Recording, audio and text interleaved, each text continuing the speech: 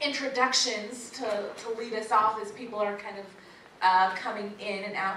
So first, we have some panelists who will join us, but we also have some real-life stars here that we want to acknowledge.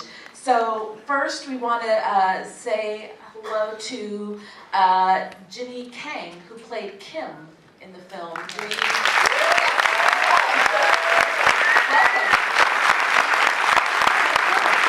And then we have Josie Thacker, who played Shirley.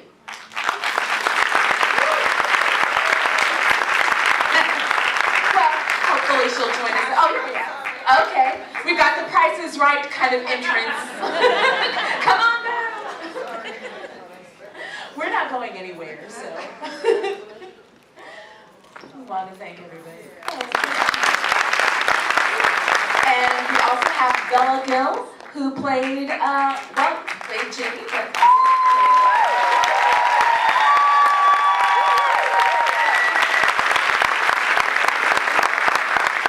and Lincoln Gill, who we have here, playing Junior.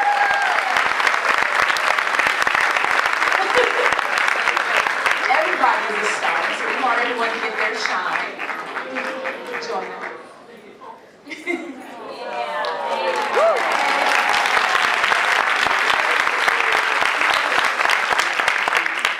And we have some other real life, these are, in case you're unaware, they're playing real life people. So we want to salute also the real life, not characters, but heroes in the tale. So do we have, let's see, Miss Pearlie Mae Fields.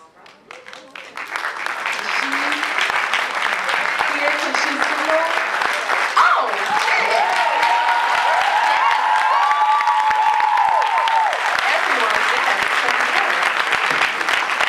And do we have, let's see, Shirley Cooley? Present in the audience. Yes.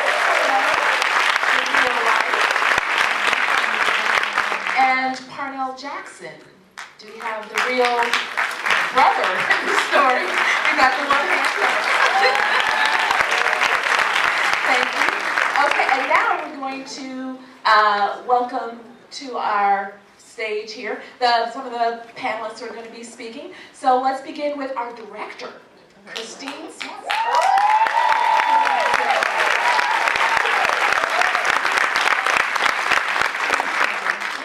Okay, we have producer Gideon Nooks.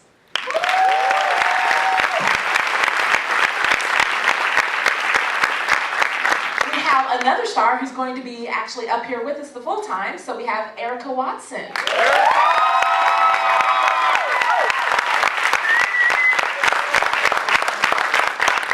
And I'm not sure that he's joining us on the stage. We want to acknowledge as well Kevin Gill. Is he in the room?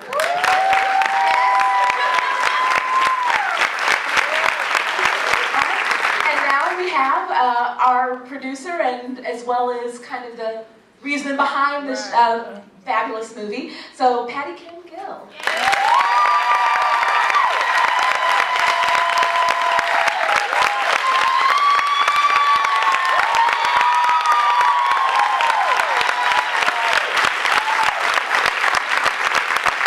So I'm going to turn this over to Patty very quickly, but I just want to do one more, actually two more acknowledgments before she moves on. So do we have, this features prominently, although it's not mentioned, the Edgewood neighborhood. So do we have any residents from Edgewood here?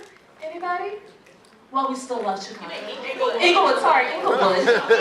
You know, I'm not a local. Been here many years, but not a local. See, I'm Californian, so to me, Inglewood's an I. Inglewood always have to go good. Sorry, Inglewood. Inglewood residents? Oh, yeah. And are there any other Black Koreans in the audience?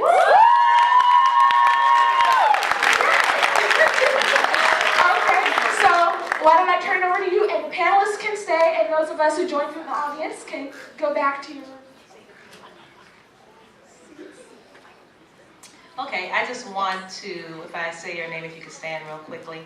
Francine Pierce, Adrian Alamine, J.D. Hayes, Pamela Walker, Gary Smiley, Michael Blakely, Kimberly Orlandi, Monica Campbell, Wendy Taylor, Dwayne Barlow, Topeka Tolber, Janine Harris, Michelle Wellington, Selena Nelson, I know I'm missing someone else. Kimberly Orlandi, did I say your name already? I did. They all contributed to helping make this film and finance this film. Thank you so much. And just my family and friends that helped me, champion me as I was trying to do this and had to lose face by asking for help. So thank you so much for the turnout and for everyone showing up. And that's it. Okay, so as a reminder, I think there is kind of a mic that will be available for people in the audience. If you have questions, kind of start lining up. I think you're facilitating that. But first, I want to lead off for you a question just about kind of the trajectory of this project, where it first came from, how it actually got to be made, and where it's going to be, where it has circulated, where else you're hoping for it to be. Just kind of walk us through the narrative. Well, I mean, a lot of people that know me know that I started a blog, mysoulfood.com, which Bradley Murray's in here somewhere. He helped document that. Oh, where's Bradley? Is Bradley still in here? Oh, there he is right there. So he actually documented My Soul Food about 6 years ago. And that's when I was introduced to the KB community, the Korean and Black community, and there's a private Korean and Black Facebook group that we're all in. It's like a little gang. It's private. And I realized that there were so many people just like me. And everyone doesn't have this story, but there are several Korean and Blacks, actually Asian and Black, that have the story of abandonment from a mother. And so that helped heal me. And so I was able to talk about it, you know, really openly without so much shame. And that evolved into the movie that you see today. So, and we're looking to do a TV series because it's so many layers and perspectives that you can touch on. So that's the goal. Wow. Well, I would like to see that.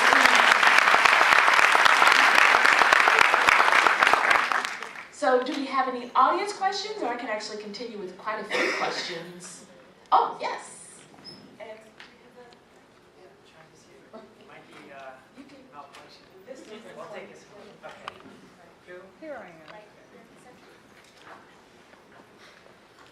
So it's honestly not a question, but it's just, Patty, to see you, and I've been following you on Facebook, and you just don't realize what we go through in high school, because I know the struggles I had as a child, and to know that you were going through something similar. I'm just so happy for you and just proud of you. From Curie, you have done an awesome, awesome job, and I just commend you. So keep it up, and we're so proud of you.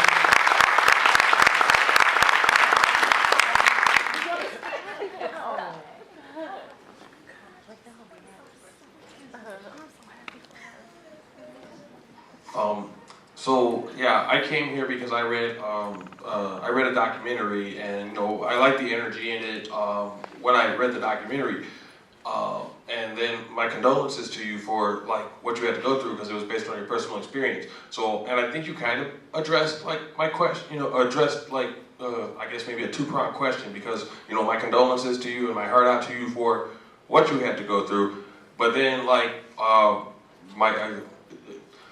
I guess my son, yeah.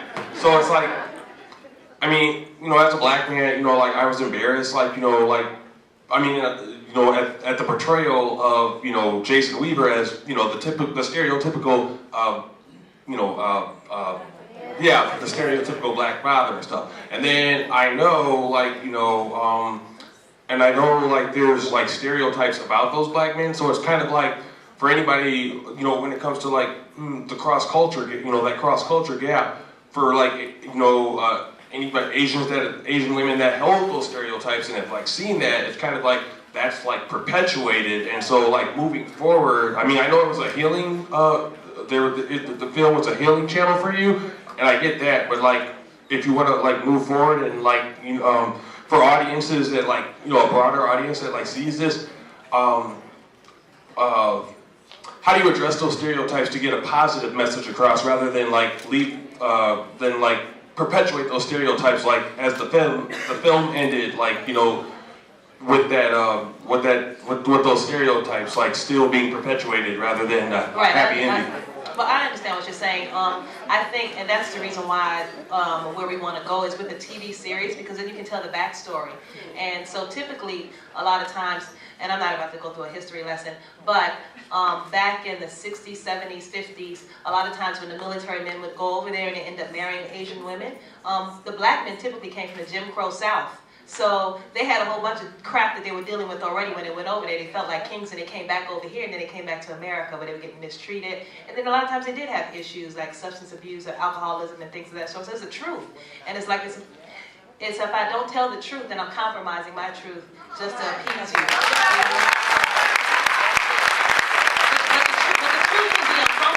But it's not even reduced to just black men.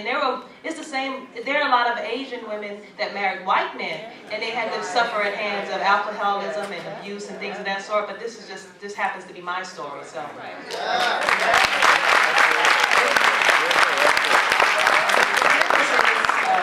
Patty and I share similar stories, but my Korean mom left me in the same way that Patty's mom left her, with my grandmother and my aunt and my black father. So I was raised by a single black man who saw me all the way through college, paid for me to go to the University of Notre Dame, and paid for me to go to grad school. My brother took care of us. I am the person I am today because of my black father. So this story is not a stereotype. Booty tang is a stereotype. This is their story. This is their story.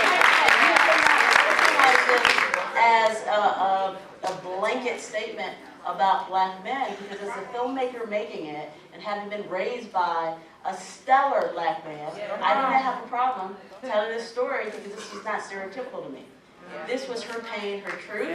And if we can look at images in this way and understand, like, no, this is not where we're stereotyping. You know where the stereotypes are. I get what you're saying, okay? How do you move forward is to understand the difference. I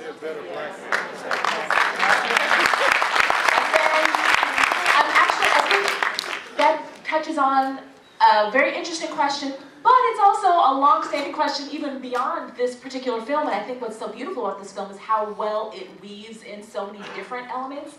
I think there you kind of touch a little bit on colorism. There's a little bit about domestic violence, perhaps abandonment, just change, changing neighborhoods, sibling relationships, all kind of in 25 minutes, quite well. But what you're mentioning is something that actually has a long history in black film criticism, which I won't get into because who cares? But that actually has a 100-year history of, do we just show a good thing even if it's not true, or do we show full real things? And do we allow ourselves to be full human beings, even if at times we're not all perfect? So I think that what this touches on is a great history. It's a contemporary version of it, but it has relationships to things that go back for decades. And I'll just say this is one of the reasons why we don't want a feature film. Like that's not our number one goal. Our number one goal is a series, so we can tell stories every week. They're gonna be different stories, we're gonna see different images, you know? So this is just 30 minutes. We have a lot of episodes in our back pocket, you know what I mean, to tell a lot of the different stories. And you'll see a lot of different images if we actually had a series. In season 1, season 2, season 3, that's the goal.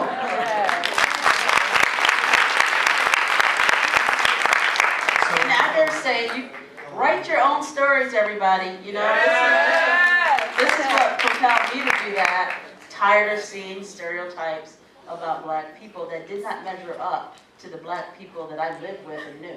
So I get where you're coming from, and this is something we painstakingly thought through, because we don't want to be responsible for making images of black men who look like this. But from my understanding and talking to Patty, we only scratched the surface. It was worse than this, okay? So we told a small segment of her life story in this way to touch upon a bigger journey that she had to take, and this was her truth. So to mask that, to appease the masses who are concerned about our images like this, I don't know that that's the answer, but I assure you that I make very positive movies about Black people, faithfilmworks.com, and just know, like, this is not what we're trying to do. We're trying to tell whole stories about our people, however painful it is. So we've got some other questions. Let's make sure we get Hey, how everybody? My name is Brandon Miner, and I just wanted to first, before I get into my question, respond to your statement. I saw a lot of positive things in the movie, and first of all, it's your perception, because the mother got her kids help, she had safety, they had the praying grandmother and all the sisters coming in. It was like a ton of positive things in the movie, because she could have not made it. He could have killed her, he could have killed his kids. The mother could have been like, she's here, come get her, and gave him up, threw him under the bus. But it was a lot of positive things, because they got help and saved. But my question is, did the mother ever heal mentally, physically, emotionally from that? And did the father ever fix himself? Did he ever get the help he needed? Did the grandmother ever talk to him? I know you said you might do a web series about it, but those people could have possibly got help after what we saw. So, did they ever get help? That's my question. No, I'm talking about a television series, not a web series, just so for clarity for that. We buried our father, about, I don't know, 6 years ago, and we made peace with each other, and I ended up forgiving him, because I know he was struggling with demons too, and really this is, I don't hate either one of them, and I don't know where my mother is now, but I've made peace with that, and if I never find it, then so be it. But I think that that's why I wanted to tell the film, because I think that we misunderstand each other so much, and I think that there's a sense of empathy. I mean, he was really, honestly, as bad as he was a husband, he was actually a good father, like he was loving, you know? And so that's why, like, he would be the one to let a lady get his seat on the bus, or, you know, he'd be the one barbecuing at the thing. I know everyone knows someone like that. They have demons, but they're still good people, you know, and then they're just jacked up. And I think that we're so busy judging people or not acknowledging our own demons that it's easy to point someone else's out. So it's just that I grew up seeing that, and that was just my reality. So my question is more of a stylistic question, and it's for the director. I thought the short film was stunning. I think the color played a huge part of the short film. So can you please explain the color narrative in the film? So this story takes place in the 80s, and we tried to pull from pretty much what my house looked like in the 80s and the color palette from that. And interestingly, Patty and Genya, they did all the location scouting, and they found a house, and they were like, "You're not going to believe this. Someone just died, and their house looks like it was stuck in the 80s. And so it was eerie, but we ended up shooting in that home, and a lot of it had that tonal quality from like inner city Detroit or Chicago already intact.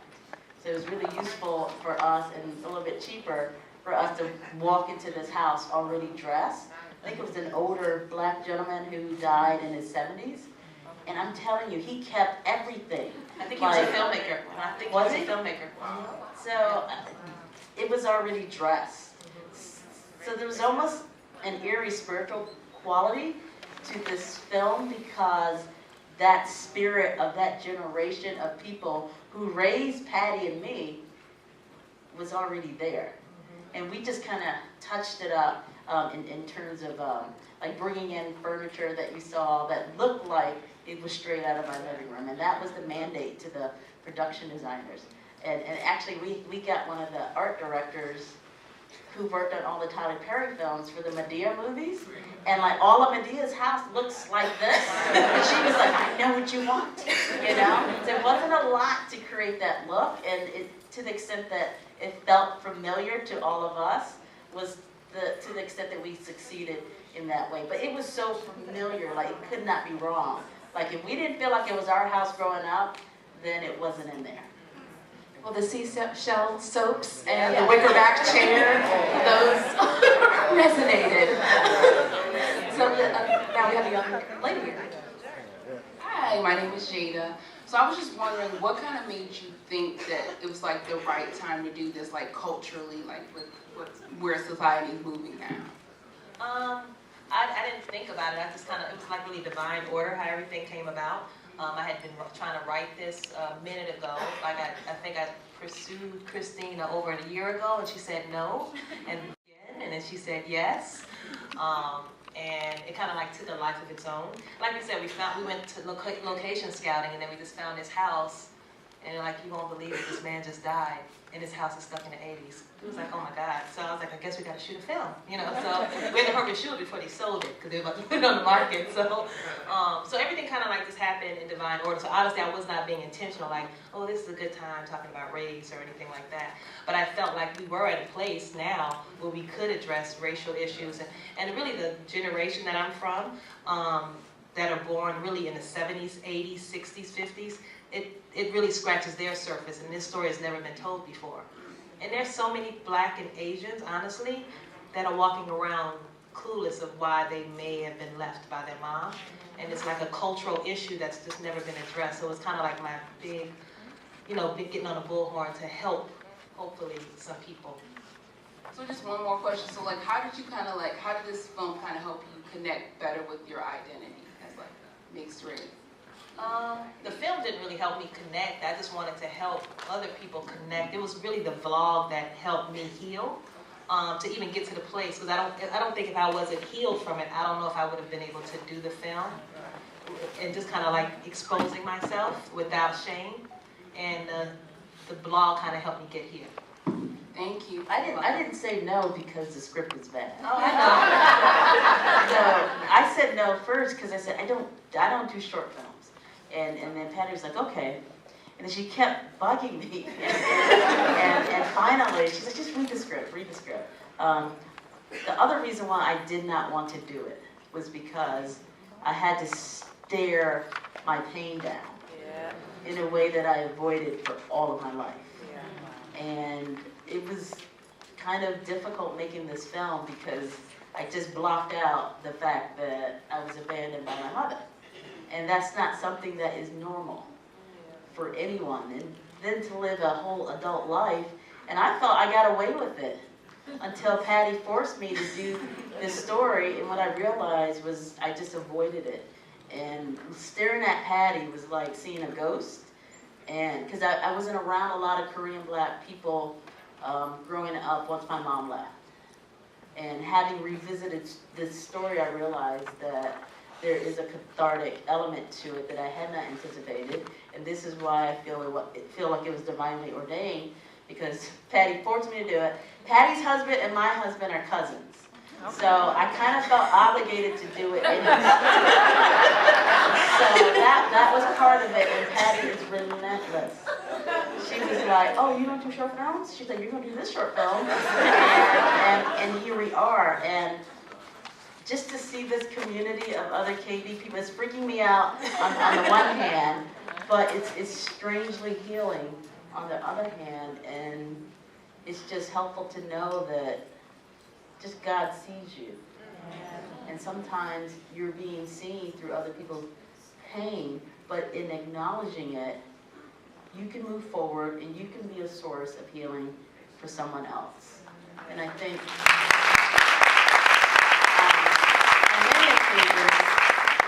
Patty and I just kind of held each other and cried, unspoken, knowing we shared this common thread of pain, but we kind of successfully fought through it, and here we are. I'm actually going to take a point of moderator privilege. We now know that you're a true relentless producer. Actually, I want to engage our performers a little bit and ask your experience inhabiting a real person's life and having those people around you and kind of having to encounter them as you're doing your work as performers. If any of you, Erika or Jenny, can speak to them. Hey guys. When Patty is my agent, and when she signed me, she mentioned one time in passing, she's like, one day you're gonna play my grandmother in a movie. And I was like, okay. Thought she was just like trying to back me down, so I was signed with her. Like, baby, I got a role for you. You gonna play my grandma. I see it. So she backed me down. I was like, okay. So it's like I was just trying to I had to do this role justice. I hope I did okay. Thank you. So I know Miss Pearl is here in the audience. I hope I did okay, Miss Pearl, the real Miss Pearl. She does, thank you. But I just tried to put myself in this position of, you love your child even though you know he's not doing what he's supposed to do. And then to be in a position where you're about to, she didn't know these kids were being dropped off. She thought they were just coming to visit.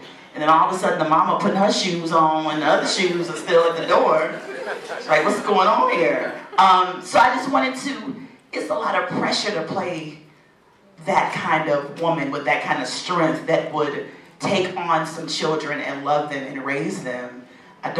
Patty, you've seen your mother since then? Yeah, I mean, she would come and visit. I think she's visited maybe 3 times. The last time I saw her, I was 19. Okay, wow. So, you know, but we all know this kind of woman. Miss Pearl lives in Inglewood. We know the woman that has been the person that no matter how bad you go mess up out in the world, you can come on back home and she will take care of you. So that's what I wanted to bring to the role. You know, and especially as Black women, we just have that magical power of being healers and taking care of folks, and even if we don't take care of ourselves. I just thought she was very, it was like a sacrifice of love. And I think Bella and Lincoln did such a remarkable job. Like, I really thought they were my grandchildren. Like come on, babies. But they were, I mean, it just blows my mind. So I can't imagine Patty and her brother being in that position. I cry. Jenny and I were over there crying, watching the movie, and I've seen it a bunch of times. I've never seen it on a big screen. This made me love Patty more. I would say that. Because and I love her brother too. I never met him. I know, he cute though, I know he's fine. He's here with his wife though, I know. Girl, your man fine, girl. You better watch out. Miss Pearl, I ain't no real grandma in real life. I'm learn some Korean. She's a comedian. I am a comedian, I'm sorry. And on to Jenny.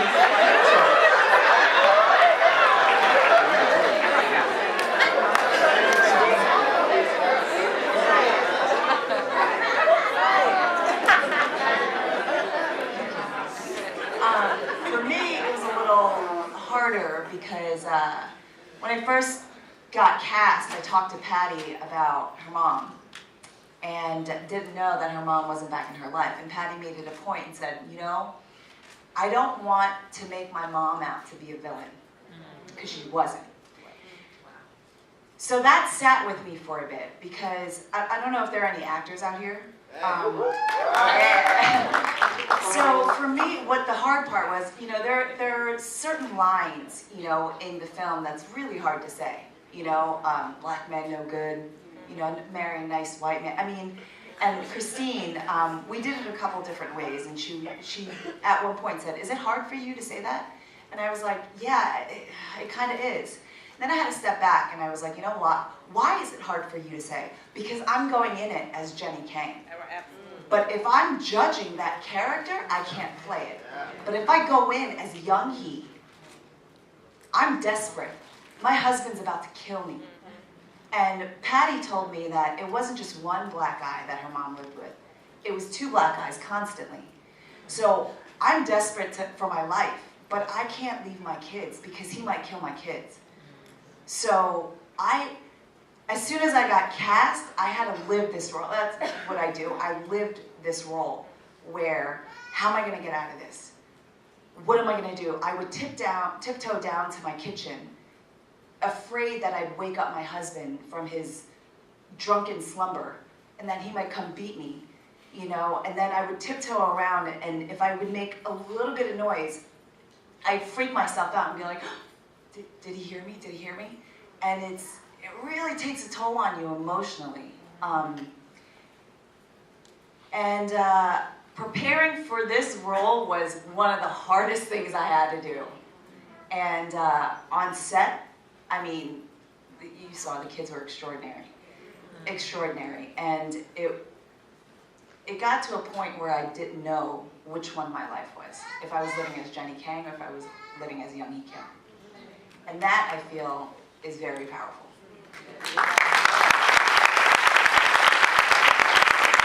I also want to say that Christine is a brilliant director. She is. And she's a genius. She directed the Mickey Howard story for TV1. I don't know if a lot of y'all saw that, but this is the director. And the Book of Rules. I just want to love on you for a minute. But listen, I'm a comedian. I'm not a trained actor. Half the time I don't know what I'm doing.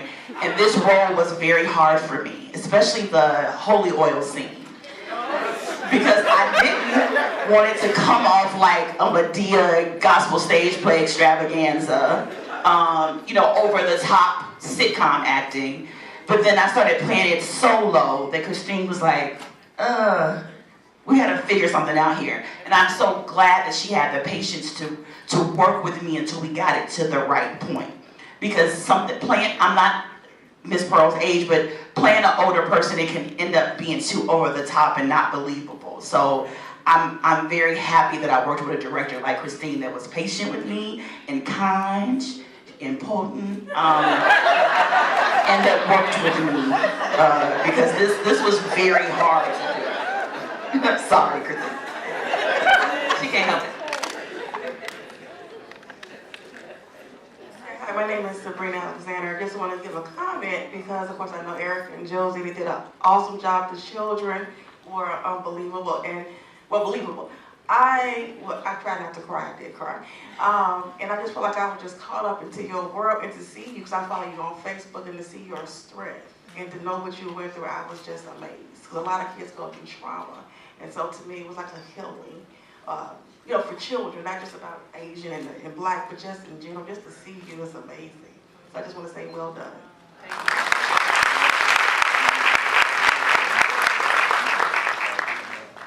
Hi, I'm Tawana Green. I just want to let you know, Patty, that I love you. I love you since too. you were a little girl. And I watched you grow into this woman, and I'm so proud of you and your family. Kevin, great job. But the mom, you were a mom to your little brother since you were little. Well, since you guys were little. He probably don't remember me. I'm 50 now. Hi. I'm an old lady. But say no. But the film was so thought-provoking. I mean, I sat there and I wanted more. I'm sitting there in awe. I'm like, is that it? I know everybody else thought that.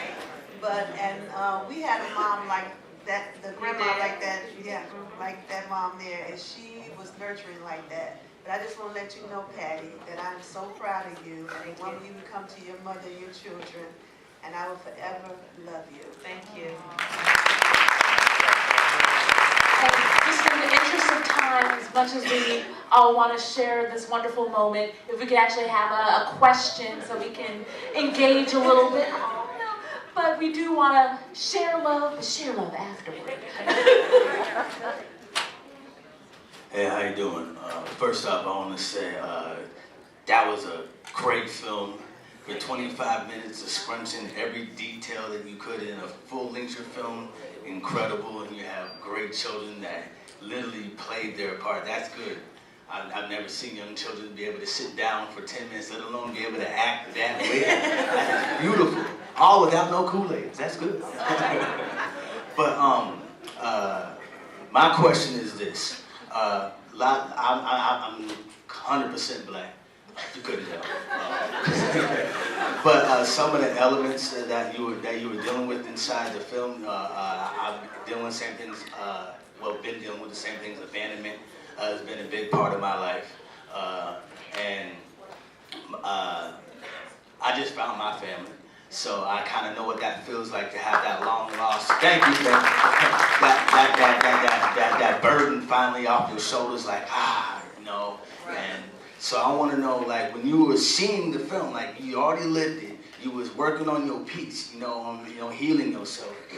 How difficult was it for you to actually see it, somebody else play it again, like, would you, like, were at points do you have to look away from what was going on to, like, get yourself back in together? Or was it like, wow, that's what I went through? Like, because I want to write a story about my life, you know, because you know, for the same reason, to give people a chance of hope, to, you know, to see it that I'm maybe not alone in my struggle and in my pain. So what was it like for you having to actually relive it through not just, you know, your eyes again, but seeing other people portray what you had to go through, like? Well, I wrote it, and then so I would give the credit to Christine because she directed it. So I didn't direct it, so she directed it. But like the scenes of the Jason Weaver, I couldn't be on set. That was a little too close to home for me, and like I couldn't take it being on set. So I stayed off set when they did those scenes, and even the ending scene, because the movie wasn't. It's not exact to the letter because of the film. We can only show so much in 25 minutes, but for the most part, it's pretty accurate. So the ending of it, I wasn't in that part either with her crying because I didn't even want, because it's my daughter, so I didn't want to, you know, like, you better get this movie right. so I just kind of removed myself from set to avoid anything so she could just kind of go for it, you know, on her own. So. I think writing it is the first thing, and then you have someone to come and direct, and if you have a brilliant director, then you should have a brilliant piece. Not to take too much. So what gave you the strength to write, like, while you were writing it, to be able to sit there and, okay, I'm just writing. Well, like I said before, I did a vlog about 6 years ago, so that prepped me for this. So I was already used to, everyone already knew my business. I was on Facebook, I put my stuff out there, everyone had already kind of knew my story. So as far as like being transparent, I was over caring about being judged. I was over it. So it didn't matter. There are stages to your art in a sense. Was stages. So you had the vlog or whatever personal work you did to get to the blog. And evolve to this. And then eventually it will transform to a television show. Absolutely. So it's steps. So I guess what my real question was, what gave you the? I'm sorry, I apologize. What gave you the strength to actually start the blogs? God.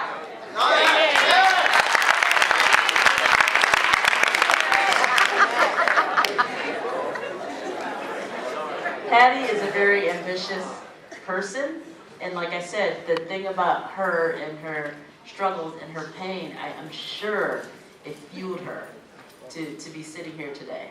So in terms of what gave her the courage, unfortunately, I mentioned this before, sometimes devastation puts us in a position of either growing up or succumbing to it. She did not succumb to it, and she decided to make it into a story, and it has become healing for a lot of people. Who was healed by this? Who's a KB? On some level. Look at this. Like, people are moved and affected by something that she had to say. So God moving in her made her write this story and to continue it however far she can take it, because there are people who needed to hear it. All right. Hello, Brian McLemore Smith. Just wanted to, I do have a question in the midst, but first of all, to being a costume designer and actor, being in the industry, knowing what has to happen before you get that last shot in the can, commend you amazingly for dragging me on the edge of my seat for 25 minutes. Just like the lady said before, you always want more. But I did not see just a Korean and black family there. I saw the abuse of my own family, 2 black parents, the crying in the bedroom, the hiding. Of course, my mother didn't abandon me, but I wish my father had. So it was that kind of situation to where you can transcend race, you can transcend age, and you took me back to that moment when I was a 7-year-old holding my little sister, waiting for the moment for the drama to end, and wondering if we were going to have to escape for our life. That in itself is healing. Because if you got the chills, if you wanted to cry, if you wanted to get angry, if you wanted to do anything, that's all filmmaking is. It's trying to make people believe that you're something that you're not. And I commend the actors, my girlfriend, Erika, did an amazing job. And for you to raise the bar for African filmmakers in Chicago, African Korean filmmakers in Chicago, and just films that tell our stories, they need to be told. We should stop sugarcoating stuff and saying that this is how we want to look and this is how we want to be when we're not. But to get there, those images have to be torn out of people's souls. You got to be brought out to the public, and then we can deal with the issues. Thank you. But amazing job. Thank you. I'm going to try to say this without crying. I'm so, and you all did an amazing, amazing job. It was healing for me, even though I'm here crying, as you probably know. You never stop crying over it.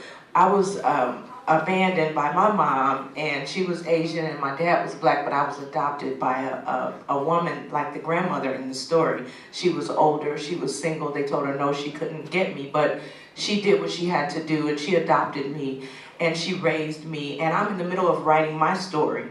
And I thought about vlogging. It's so hard to write your story because it's so painful as you're writing. You have to kind of stop and take a break. And so I just wanted to know, where are you in the steps to making this a series? Because this is a story that's never been told. The Korean woman leaving and the way you portrayed her.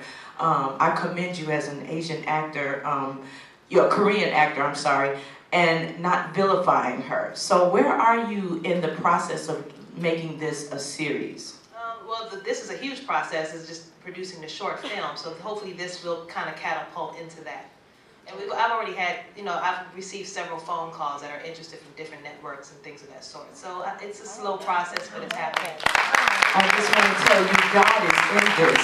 You are helping so many people. I didn't even know what this film was about, but I'm sitting here crying through the whole thing because it's my life. So bless you and bless the whole entire cast.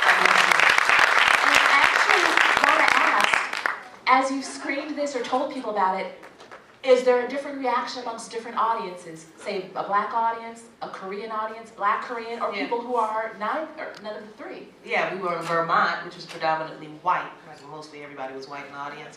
And they were so uncomfortable. They were really uncomfortable. A lot of them, honestly, a lot of them were honest though. They came up to us and they said, that was brilliant, the movie was awesome, but I'm very uncomfortable. They actually said it. They were like, I'm uncomfortable. And then there's a group of young white filmmaker girls from New York, and they were like fans of the thing, and they kept, they were like, I keep crying. I can't stop crying. I've never heard of that story before. There was so many people that just never knew anything about that. They said, I've never heard anything like that. So it was just bringing a lot of things to light. So every audience is different. Yeah. Good evening, my name is Zenzale. I have a question about you all's budget. What kind of budget did you all have for the film? And actually, how many days did you shoot? But in terms of budget, was a shoestring budget. Without knowing anything about the film industry, and we hear budget stuff. This movie costs this amount of money. So, can we get a range? What we do as producers and filmmakers is, when you're dealing with an independent project, you pull on resources. Resources and relationships. That's the two key components. Yeah, so they all. A lot of favors. Jesus, we prayed a lot. How many days was the shoot? It was 3 days. 3 days. Wow. And that's me. And one reason is because Christine planned this out. If you just came on set, you didn't think she did anything, okay? Because she just had her hands folded through the whole time, staring at the monitor. But the work that she put in before this, like the lookbook that she created before this, to do this, she had thought everything out. So it was really seamless when it was time to shoot. Everyone knew what they were supposed to do. And that's because of her, just because I had such a brilliant and blessed with such a brilliant director that just happened to be Korean and black. I'll tell you one story. We had our DP, Bruce Cole, brilliant, director of photography. He had a wish list and requirements, lighting. His lighting requirements came up to $4,000. We were like, what? What's going on? So one of the things we do as producers, he gave me his list, and I'm like, okay, Bruce, I'll do my best. So I called the company, and I basically told them what we were doing. It's an independent film. We're women, and we have a dream, and we want to tell the story. And I, used my mouthpiece and told him, everything I needed to tell him. And he was like, I believe in you, and I want you to tell the story, and I'm going to help you. So he cut that, more than half. You know what I mean? So you just have to use resources, and you have to tell them what you need, what you want, please help me, and ask for a favor, and you just got to be resourceful. That's what you got to do. So it's a shoestring budget. So we, oh, sorry. Oh, no, I'm sorry. I was going to ask about distribution. Like, are you all targeting a particular audience? Are you trying to do like a Netflix or something, mainstream media? I would like a Netflix, but I really feel like it's more of an HBO Showtime type of film. A show, because it's nothing like this, and you can tell perspective so many different cultures, all kind of lumped into one. So that would be my wish list, But there's interest. People have called us from Germany, the Netherlands, just off the trailer. Unfortunately, it's been pirated in South Korea over 5,000 times. Yeah, so they're selling this film. Someone has a screener, and it's been sold over 5,000 times over there. So it's interest in it, though. So that's what that says too. Yes. So we're running down on time. So hopefully, if we could maybe be a little bit more succinct, so we can get our last people standing in. I actually wrote mine down, so I'll give you a quick. Good. But first, I commend everyone that's there, and I am just in awe and in love with the fact that there are all women sitting up here, and the power of that. So my question, I understood where the first this young man here, was coming from in terms of the visuals and strong images, and of the negative aspects of Black men, that being domestic violence, disrespect to his mother and other women. And also Asian culture, the rebuke of Black men or Black people, abandonment of children. But to your and the director's point earlier about certain behaviors for means of survival to the demons, that being praise of whiteness or alcoholism to satisfy certain needs, and spirituality of the grandmother. Excuse me. My question is, since it wasn't shown in the film, how and where did you find Black people and Korean people that redeemed those negative experiences? Were you equally embraced later in life by both Black and Korean people? And did you feel a tug of war between one or the other to identify with? And I guess I can pose that question to both the writer and the director. Well, I was dropped off in Inglewood, so there was just Black people there, so I knew I was Black. That's what people identified me as. So that's what I wouldn't dare go around saying, Korean and Black, whatever. But people knew that, but I identified as Black because that's what people saw me as, and that's what my mother wanted me to do. She was like, everyone thinks you're Black, so that's what you need to be. So she never really even tried to encourage me so much to try to behave like I was Korean. I mean, she was kind of like twisted, because she's telling me to marry a white man, and I live in Inglewood now, right? She's telling me in Inglewood that I'm supposed to marry a white man. You know what I mean? So, but I know she was talking from pain. So, and I understood that, so, what was your question? Am I answering your question? It's my question really is, was there a moment, was there a click or something that made you think that I have now been embraced by this community, or I now can share my life with both a Korean community and a Black community, or do you just... I can't really share with the Korean community because they still feel very strongly about purity and blood, so they wouldn't necessarily look at me. Sometimes I even say a couple Korean words in a Korean restaurant. I remember the Korean guy that owned it, laughed, you think you're Korean. Oh, kind of like, and it was almost hurtful, right?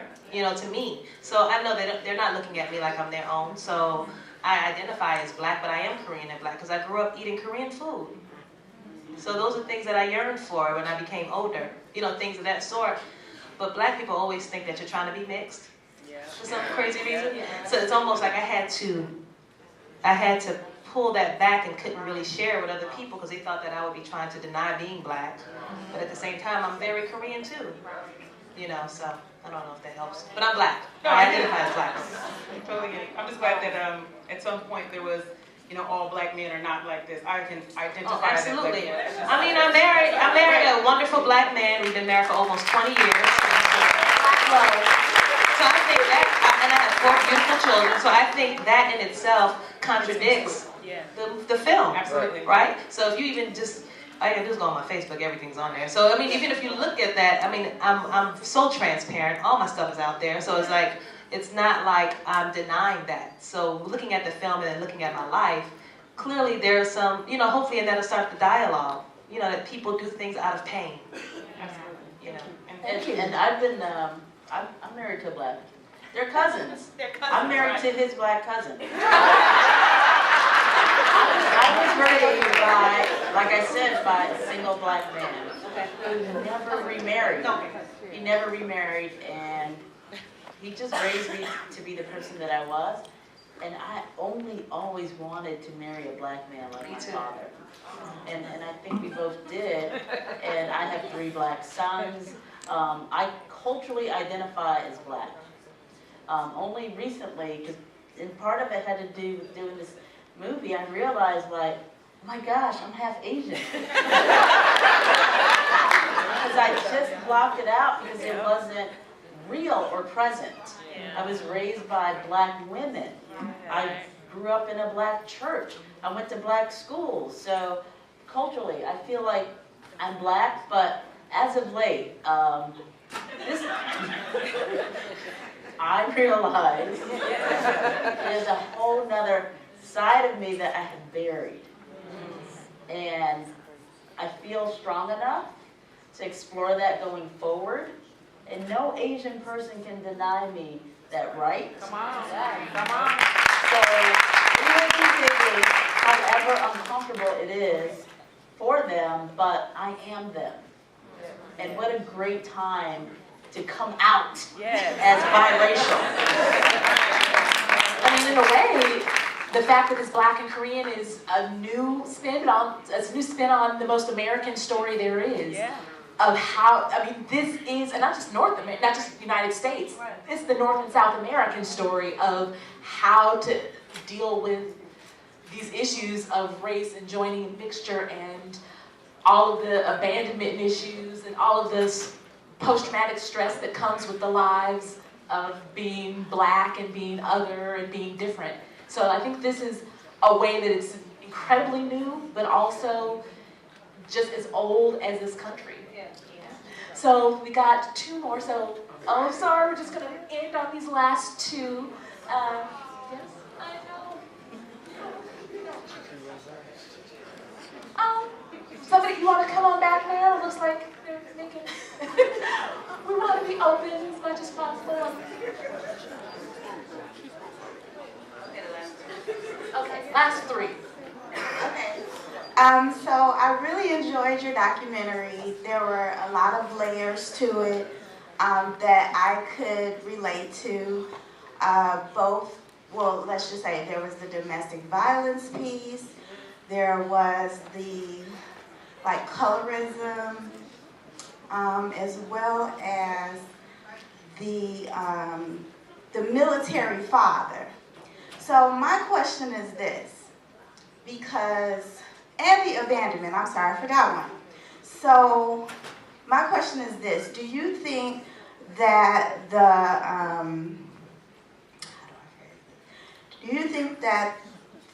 the father being in the military had a lot to do with his behavior? Because what I have noticed in my own personal experience is in situations like that between a young parents, and even, I don't know how to even put this into words, but I feel like,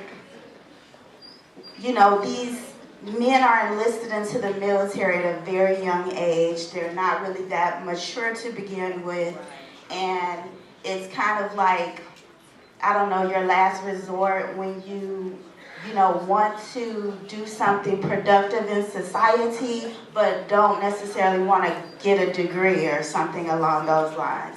And I mean, so you're saying, how do I feel how did I feel the military maybe impacted this? Is that correct? Like, do you feel like the military background, because they're trained to be violent? No, I don't think that. I think that has a component because that's how the 2 worlds connected. Okay. So the military was just a vehicle of how my father and my mother connected, and that's a story in itself. I mean, you see, there's a lot of war babies per se, So the military had presence in a lot of different countries, and they have a lot of those stories out here, and that's how we got contacted by the Netherlands. It was a Netherlands adoption agency that had a lot of Korean adoptees that connected to the trailer. The trailer's only 30 seconds, but this is in the Netherlands. She asked me, was I from the Netherlands? Right? So that means the story is just not an American story. It's just a story, period. So the military having presence in another place, and then we're the fruit of that, in essence. So. Well, thank you very much. Okay. My father was in the military, black man. I never saw him hit my father. I got whooped a couple times, but I deserved it. No, he was not a violent man. So I think he very similar stories. Black fathers in the military, marrying Korean women, bringing them home, but very dissimilar too. They're still different people. Yeah, right. So I guess I asked that because, I'm sorry, just trying to clarify. You know, both of my parents are black. But my mom, she's very, very light-skinned. She's pale, and people always confuse her with being something else. So because, you know, in the 70s or what have you, when, you know, they come home from war and different things, like I'm a 70s baby, and I witnessed a lot of the similar things. You know, my father was in the military. No, I think it attributed to that. That's just, I mean, I don't think it helped. Right. And I mean, it was hard enough to just be a black man in the country, and then going for the country that you're fighting for, then you got to come back and can't get a job, blah, blah, blah. I mean, you know, that whole script and that storyline. So, I mean, I think that doesn't help. So, I mean, it's just life, you know. So. Okay. That's all I wanted. Thank you. And our final question. Yes, hello. Thank you for sharing your story, and thank you for making this film accessible to me and everyone else in the audience. Thank you. The reason I followed your story on Facebook, I found it from DNA Info, which unfortunately shut down. But it was mentioned as an Inglewood story, and I was so shocked that such a story even exists in Inglewood. And I'm actually glad to hear that you were raised in Inglewood. I'm from Inglewood also. Oh, awesome. So my question is, was this filmed in Inglewood? No, it was actually shot in Atlanta. But I hope you thought that it was in Inglewood, because that was the goal.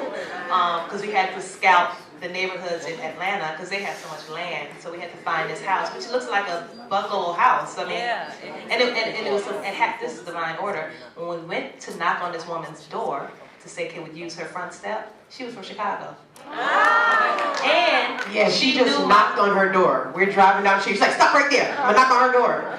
And she just randomly knocked on her door. Yep, and she said, Gil, I know your parents. And she knew my in-laws. They probably don't know her, but she knew them, you know. So it was just divine order on how all of that happened. Yeah, thank you so much.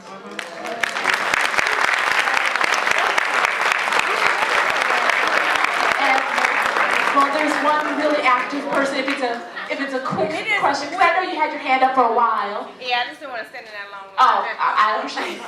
Hi, my name is Sharon Elliott. I'm an actress. And are you going to do the TV series here, or do you plan on doing it in Atlanta? Yes. Can I give you my information? I would love to shoot it here. Actually, I would love to shoot it here.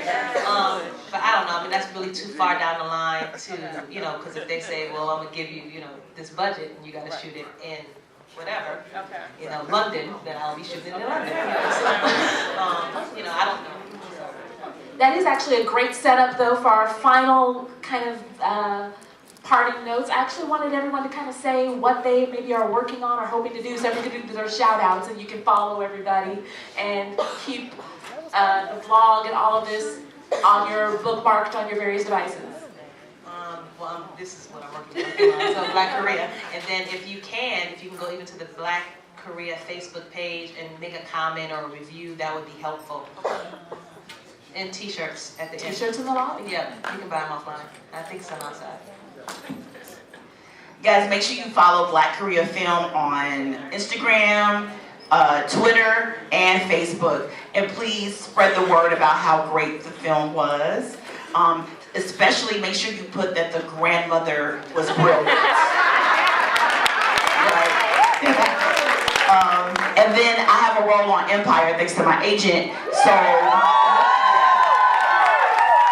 look out for it probably around April something. And she's Miss Tiny on The Shy. Thank you.